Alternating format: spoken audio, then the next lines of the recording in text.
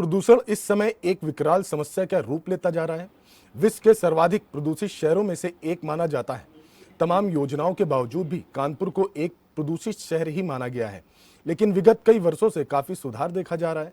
इसी पर हमारे संवाददाता आलोक शर्मा ने कानून प्रदूषण नियंत्रण बोर्ड के क्षेत्रीय अधिकारी अजीत सुमन से बात की है।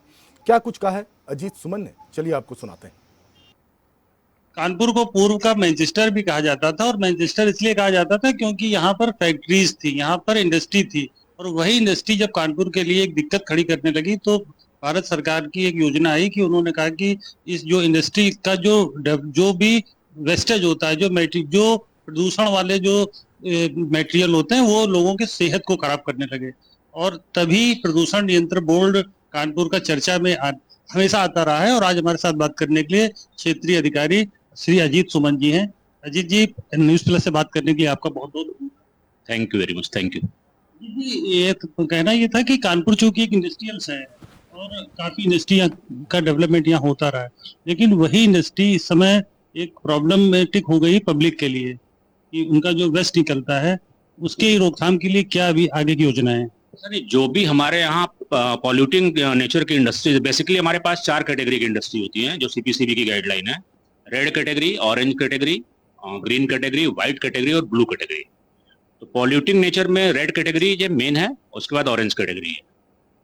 इनका जो भी हजार्डस कैटेगरी का वेस्ट निकलता है उसके लिए प्रॉपर डिस्पोजल के लिए हमारे पास 2 TSDF बने हुए हैं।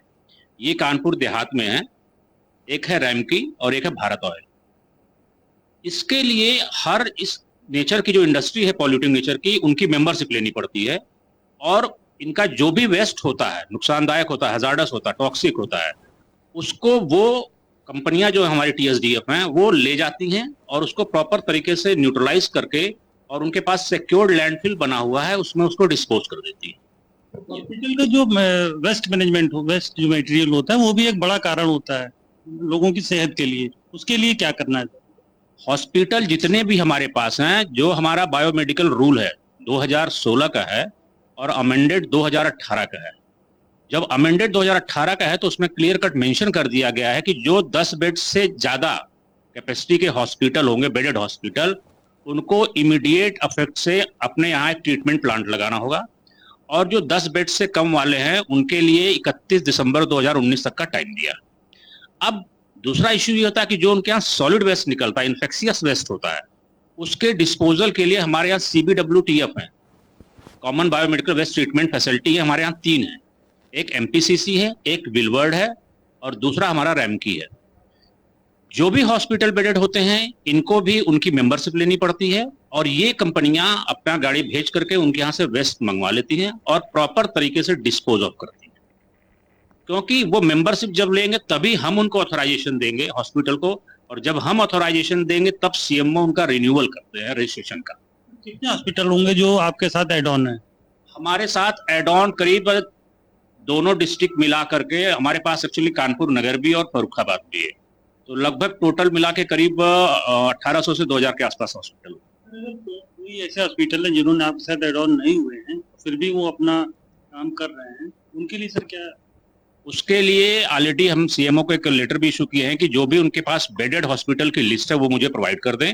और बाकी हमारी जो टीम है वो फील्ड में मतलब विजिट भी करती है, और ड्यूरिंग विजिट इन्वेंट्री में अगर वो मिलते हैं, अगर उनको मतलब उन्होंने अगर CBWTF की मेंबरशिप नहीं ली है और हमसे भी परमिशन नहीं, तो हम उनको नोटिस इशू करते हैं।